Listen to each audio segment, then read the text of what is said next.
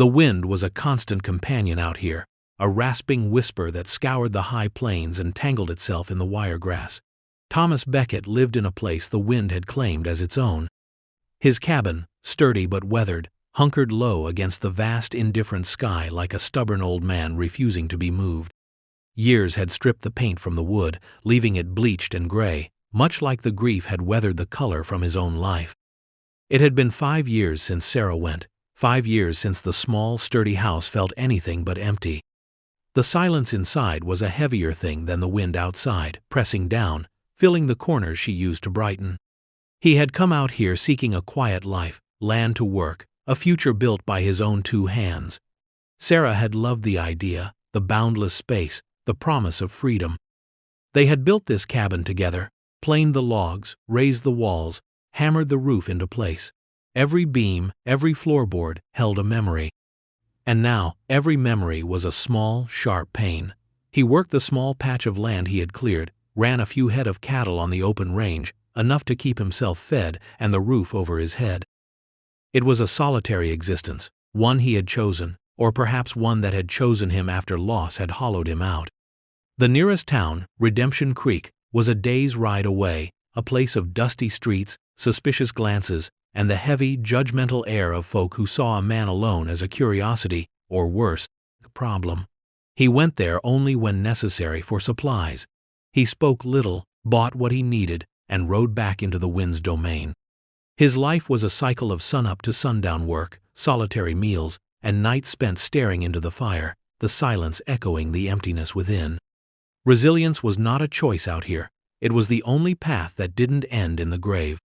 One morning, earlier than usual, he was riding the northern fence line, mending a section where rust had eaten through the wire.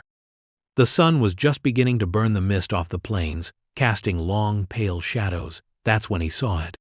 A shape, unnatural against the flat expanse, huddled near a scrub of mesquite far from any trail. His first thought was a downed cow, but as he rode closer, a prickle of different coiled in his gut. It was a woman. She lay curled on the baked earth, her clothes thin and torn, her skin sun-scorched, her hair a tangled mess. Her breathing was shallow, ragged. She was young, or had been, before the desert had begun its work on her. He dismounted slowly, his rifle held loosely, caution ingrained from years on the frontier. But seeing her like this, so utterly broken and vulnerable, the instinct to protect, dormant for so long, stirred within him. He saw the dark, deep bruise on her temple, the way her hands were raw and cracked. She wasn't just lost, she had been left, abandoned. Out here, that was a death sentence. His mind immediately went to the nearby reservations, the stories that trickled into Redemption Creek, usually distorted by fear and prejudice. Stories of tribal customs, of disputes, of women who didn't conform. He knew enough, despite the town's general ignorance and disdain, to guess at least part of it. This was likely a native woman, cast out by her own people for some transgression against their ways. The thought sat heavy. Helping her could mean trouble, bringing unwelcome attention from both her people and the white settlers in town, who wouldn't take kindly to him sheltering a savage, especially not one who looked like she'd defied her own kind. He knelt beside her, checking for a pulse. It was weak, thready, but there. She was barely conscious, her eyes fluttering open, dark pools reflecting the pale morning sky. Fear, raw and absolute, flickered in them as she saw him, a tall, broad white man with a weathered face and kind, though cautious, eyes. She tried to shrink away, a faint, choked sound escaping her lips. "Easy now," he said, his voice low and rough, unused to speaking to anyone but himself and his cattle. "I ain't gonna hurt you." He didn't know if she understood his words, but maybe the tone, the lack of threat in his posture, registered. He fetched his canteen, tipping a little water onto his bandana, and gently dabbing her cracked lips. She swallowed weakly. He saw the signs of exposure, dehydration, exhaustion. She needed shelter, water, food, and rest, fast. Leaving her here wasn't an option. The desert, vast and beautiful as it could be, was utterly unforgiving. It consumed weakness without a second thought. Despite the potential complications, despite the quiet life he had built to avoid just this kind of entanglement, he couldn't leave her to die. It went against something fundamental inside him, something Sarah would have understood. He carefully lifted her into his arms. She was feather-light, too thin. She tensed initially, then seemed to simply lack the strength to resist, resting her head weakly against his shoulder. Her hair smelled of dust and dry earth. He carried her to his horse, a sturdy mare used to his weight. Getting her up was awkward. He had to support her almost entirely. He settled her sideways across the saddle, holding her against him with one arm while he mounted behind. She was trembling, whether from cold, fear, or weakness, he couldn't tell. He wrapped his own worn blanket around her shoulders. "Hold on," he murmured, though he knew she probably couldn't truly hold on. He would have to keep her steady. The ride back to the cabin felt longer than usual, the sun climbing higher, the heat beginning to build. He rode slowly, minimizing the jostling. He could feel her fragile weight against him, the shallow rhythm of her breathing. The fear in her eyes when she first saw him haunted him. What horrors had she faced before he found her? Who would do this? The people who left her out here must have meant for her to perish.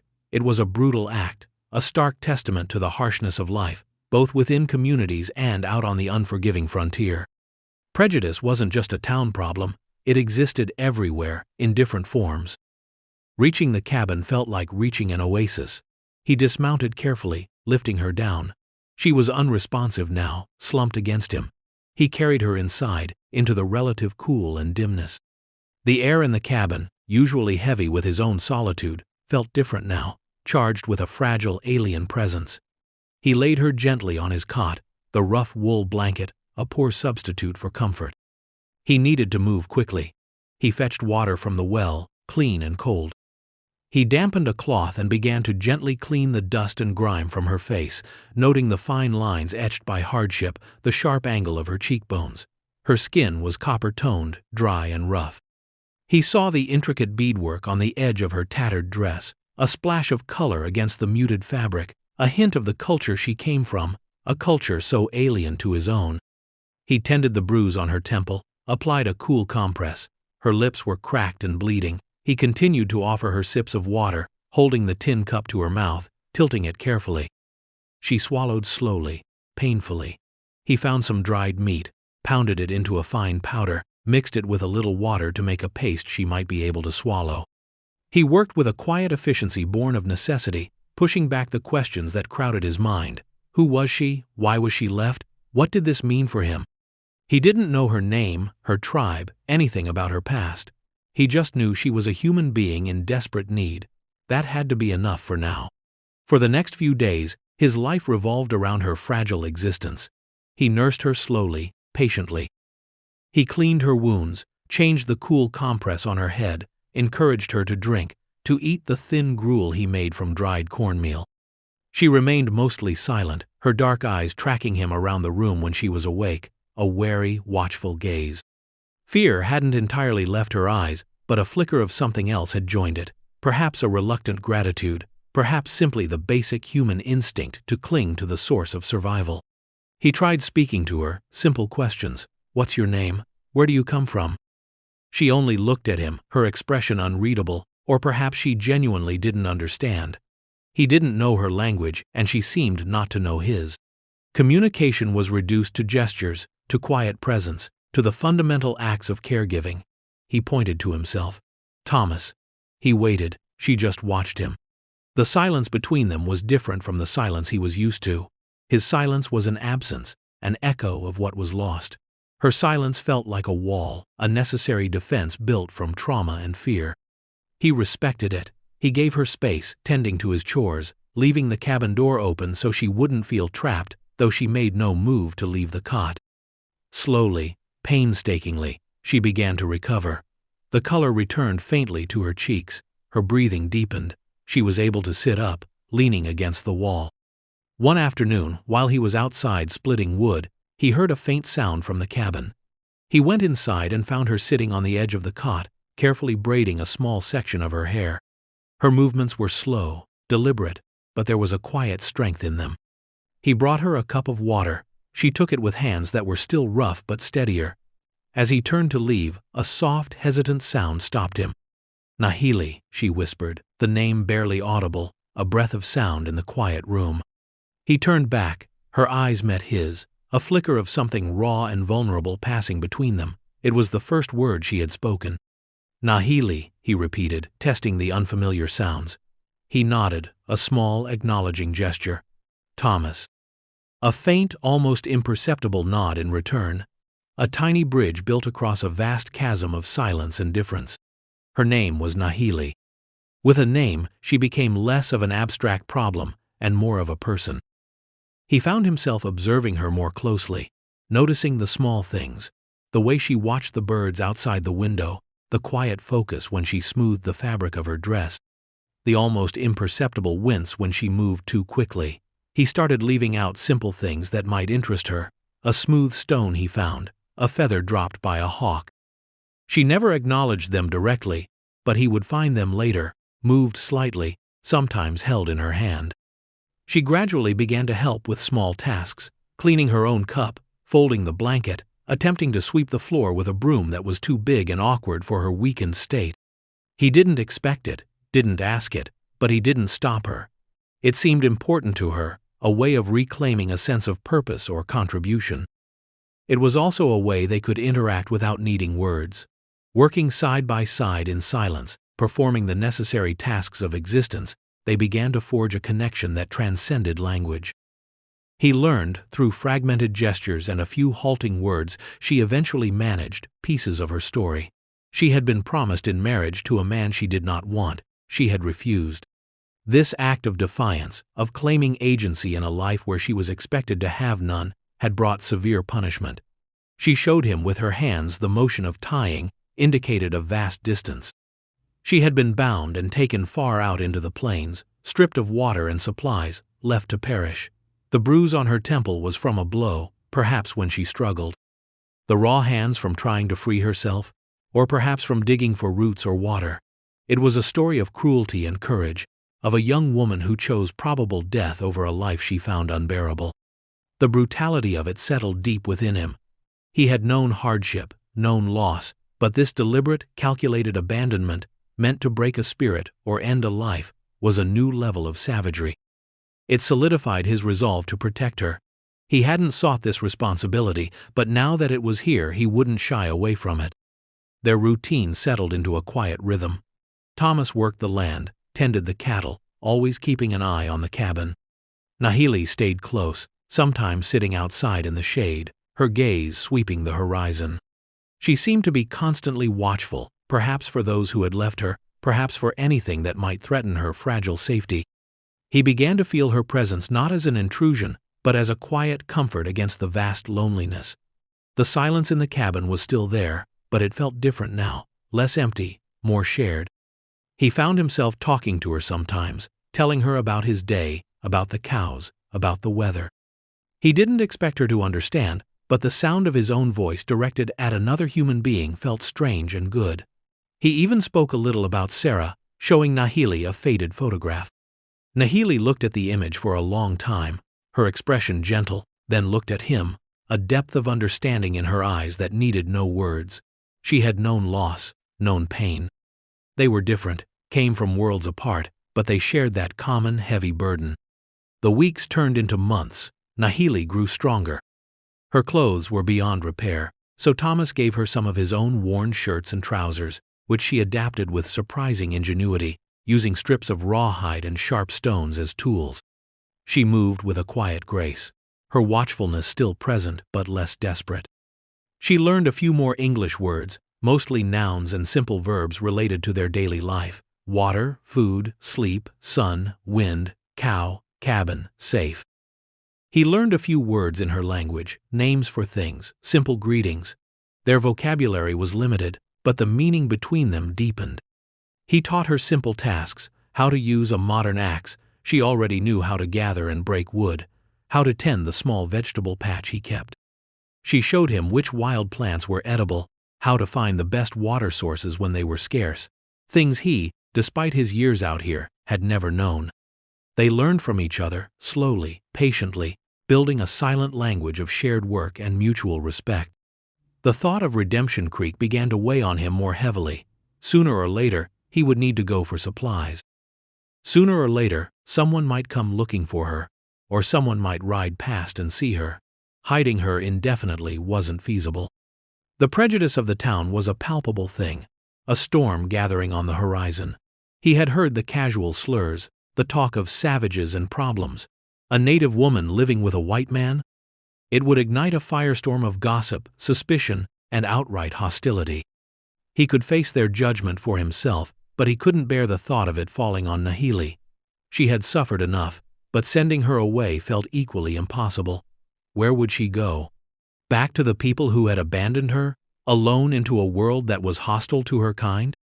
One afternoon, as they were patching a section of the corral fence together, Nahili paused, looking towards the faint trail that led towards the town. "Men," she said, her voice quiet, her eyes narrowed, picking up on something he hadn't sensed. He followed her gaze. Dust, a plume rising on the horizon, heading their way. More than one rider. His gut tightened. This was it. The quiet peace, the fragile life they had built together, was about to be shattered. He stood up straighter, his hand instinctively going to the rifle, leaning against the fence post. "Inside," he said, his voice low and urgent. "Get inside the cabin. Stay out of sight." Nahili didn't argue. The fear was back in her eyes, but mixed with a grim determination. She went inside, the cabin door closing softly behind her. Thomas waited. He fetched the rifle, checked the chamber. He wasn't a violent man, but he would protect what was his. And somehow, in the quiet months they had shared, Nahili had become his to protect, not as property, but as a person he cared about, a bond forged in shared vulnerability and unexpected connection. The riders approached, 3 of them. He recognized Cal Brody, the blacksmith from Redemption Creek, a burly man with a mean streak and a known dislike for native people. With him were 2 others, equally unpleasant-looking, men who spent too much time drinking and causing trouble in town. They weren't lawmen, but they represented the ugly face of the community's prejudice. They reined in their horses a polite distance away, but their eyes swept over the cabin, the corral, the land, missing nothing. Brody's gaze was sharp, narrowed. "Beckett," Brody called out, his voice loud and rough. "Heard you had some company." Thomas walked towards them, keeping his rifle ready but not raised aggressively. "Just me out here, Brody." Brody smirked, a cruel twist of his lips. "Now that ain't what folks are saying in town. Folks say you got yourself a squaw." He spat the word like it was poison. Thomas felt a slow burn build in his chest. He kept his face expressionless. "Folks in town talk too much." "Maybe," one of the other men jeered. "Or maybe they talk just enough. A man alone out here, sudden-like, gets himself an Injun woman. What's she doing here, Beckett? Did you buy her? Or did you just find her layin' around?" Laughter from the 3 of them, ugly and knowing. "She needed help," Thomas said, his voice dangerously quiet. Brody's eyes hardened. "Help or something else? You know the rules, Beckett. No Injuns on white land less they're workin' or passin' through quick. And you damn well know the rules about associatin'." "She ain't bothering anyone," Thomas said. "She's under my roof. That's my business." "Your business becomes our business when it breaks the law," Brody snarled, his hand inching towards the pistol on his hip. "Town council sent us out to see about the rumors. And to tell you gotta get rid of her. Send her back where she came from. Or we can take her." Thomas raised his rifle slightly, a clear signal. "She ain't going anywhere." The air crackled with tension. The 2 men with Brody shifted nervously, but Brody held his ground, his face contorted with anger and contempt. "You defendin' a savage, Beckett? You gone soft?" "I'm defending a human being who was left to die," Thomas retorted, his voice gaining strength. "Something men like you wouldn't understand." Brody's eyes narrowed to slits. "You got one chance, Beckett. Send her out. Or we come in and take her, and maybe teach you a lesson about your place and hers." Behind him, the cabin door opened a crack. Nahili stood there, not hiding, her dark eyes fixed on the men. She couldn't understand their words, but she understood the threat, the hostility. She understood she was the cause of it. Seeing her, Brody smirked again. "Well, looky there. Come on out, girl. Your white man ain't gonna save you from us." Thomas heard Nahili draw a sharp breath. He knew what she might be thinking. Sacrifice herself to protect him, to end the confrontation. He wouldn't allow it. "She stays," Thomas said, his voice firm, resolute. He leveled the rifle directly at Brody. "Get off my land. Now. Or the first man who crosses that line is going to meet his maker." Brody hesitated. He wanted to push, but Thomas Becket wasn't known as a man to make idle threats. His eyes flickered between Thomas, the cabin door where Nahili stood framed in the shadows, and the vast, empty plains surrounding them. They were outnumbered, but Thomas had the advantage of position and desperation. Killing him might be possible, but not without risk, and certainly not without a fight that would draw attention. And what then? Dragging a woman back to town while injured? It was messy. "This ain't over, Becket," Brody sneered, backing his horse up slowly. "The town ain't gonna forget this. You made your choice." "I have," Thomas confirmed, his gaze steady. Brody stared at him for another long moment, his face dark with thwarted malice. Then, with a curt nod to his companions, he wheeled his horse around and rode off, the other two following close behind. The dust cloud marked their retreat, a lingering symbol of the threat they represented. Thomas kept the rifle trained on their backs until they were mere specks on the horizon. Only then did he lower it, letting out a breath he hadn't realized he was holding. His hands were trembling slightly, not from fear, but from the raw adrenaline of the confrontation. He turned to the cabin. Nahili was still standing by the door, her face pale beneath her tan, her eyes wide. He walked towards her, his boots crunching on the dry earth. "They're gone," he said, unnecessary words. She nodded, her gaze searching his face. "Trouble?" she whispered, one of the few English words that encompassed the situation. He nodded. "Trouble. They don't like you being here, because you are Nahili. And I am Thomas." He used their names, simple markers of identity, of their difference, and of their unexpected bond. She looked at him, her expression a mixture of fear and something else he couldn't quite name, perhaps a dawning realization of what he had just done for her. He had chosen her, a complete stranger from a despised people, over the fragile acceptance of his own community, over his own peace. "Why?" she asked, the single word heavy with unspoken questions. Why did he protect her? Why risk so much?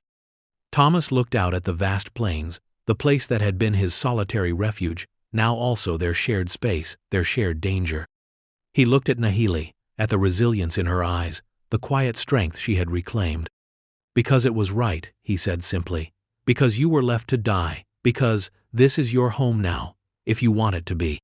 It was the first time he had acknowledged the unspoken truth between them, that her presence was no longer temporary, that they were building something here, fragile as it was. The words hung in the air, momentous. Nahili searched his face for a long moment, her dark eyes piercing. Then, slowly, a softness he hadn't seen before settled over her features. She took a small step forward, towards him. "Home," she repeated softly, testing the word. It wasn't just a cabin. It was a place where she was safe, where she was seen, where someone had fought for her. He reached out a hand, hesitant. She met it with her own, her fingers calloused but warm against his. It was a simple touch, but it spoke volumes, a silent agreement, a shared understanding that transcended words and cultural divides. The bond forged in hardship and quiet care had been tested by the outside world and had held firm. The threat from Redemption Creek didn't vanish overnight. There were other visits, always just Brody and his men, always circling like vultures, trying to intimidate, to find a reason to act. But each time, Thomas stood firm, his stance clear, his rifle always within reach.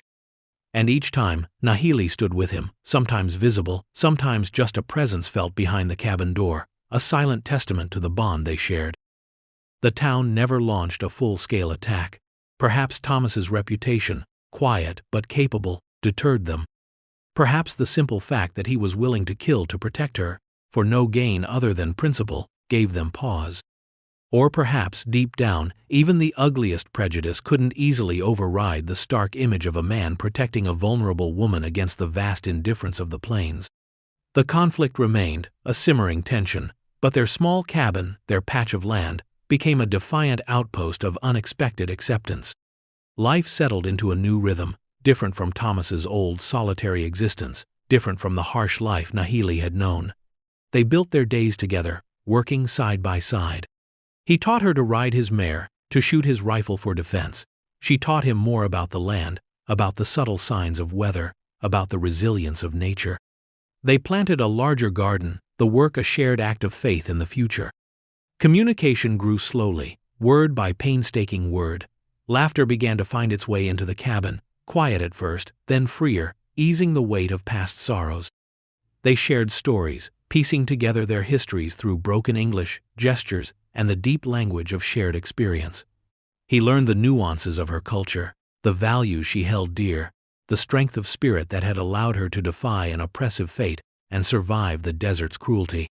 She learned about his life, the love he had lost, the quiet grief that had shaped him, the unexpected kindness that had emerged when she needed it most.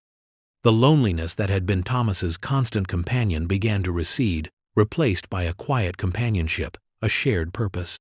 Nahili's fear, deep-seated from her trauma and abandonment, softened, replaced by a sense of safety and belonging she had never truly known. They were two souls, cast adrift by loss and cruelty, who had found an anchor in each other. One evening, sitting by the fire, the wind howling its familiar tune outside, Thomas watched Nahili as she meticulously repaired a torn seam on her adapted shirt. The firelight cast a warm glow on her face, highlighting the quiet concentration in her features. She looked up, met his gaze, and smiled, a genuine, open smile that chased away the shadows. In that moment, surrounded by the harsh land, facing the unspoken disapproval of the outside world, Thomas knew he was home. Not just in the cabin built by his hands, but in the quiet space they had built together, a home forged in shared vulnerability, resilience, and the profound, unexpected grace of finding connection in the most desolate of places. The desert had meant to break them, meant to isolate and destroy. Instead, it had brought them together, two solitary figures against the horizon, no longer alone.